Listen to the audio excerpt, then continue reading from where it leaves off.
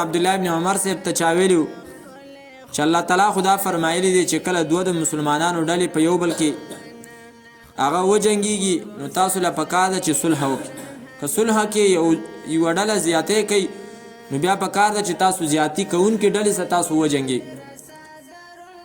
خانو عبدالله ابن عمر صاحب څه دی مقصد دی؟ سړي ویل مقصد مې دا دی چې دلته کومه زیاتی کوونکې ډله ده د هغو سره ته ولې نه جنګېږي؟ نو هغه ویل د دې وجې نه نه جنګېږم چې الله تعالی فرمایلی دی ومن یقتل مؤمنا متعمدا فجزاؤه جهنم. چا چې یو مؤمن د قصده مړ کو نو د هغه ځای جهنم دی. ویل ته ماله په دې آیات باندې پیغور راکې، دا پیغور زه برداشت کوی شم، خو هغه آیات کې چې کومه خبره ذکر ده چې یو مؤمن چا د قصده مړ کو نو د هغه ځای چې دی نو جهنم دی، همیشه به یې په هغې هغه پیغور چې دی نو هغه زه نشم برداشت کولی. بیا ورته هغه دا ویلی چې الله تعالی خو فرمایي چې قاتلوهم حتی لا تکونه فتنه، جنګ کوئ تر دې پورې چې فتنه پاتې نشي.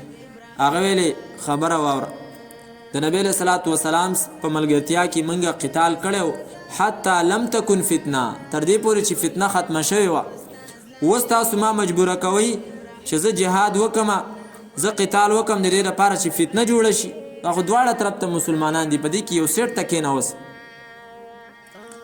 او بیا یې وفرمایل چې دا قتال دا چې یو طرف ته هم صحابه دي بل طرف ته هم صحابه دي، نو دا چې دی نو په دې کې صلح پکار ده. انتهایی هوښیار صحابي و عبدالله ابن عمر رضی الله تعالی عنه، عاشق د پیغمبر علیه صلات وسلام د سنت، چې صرف د نبی علیه السلام اشاره په هغې باندې ټول عمر چې دی نو عمل کړی، هغې به نه دی پرېښی. حتی لا تکونه فتنه، تر دې پورې چې یو مؤمن د خپل دین نه وانړولی شي، ویکون الدین او شي دین ټول کله ټول لله خاص د الله تعالی دپاره.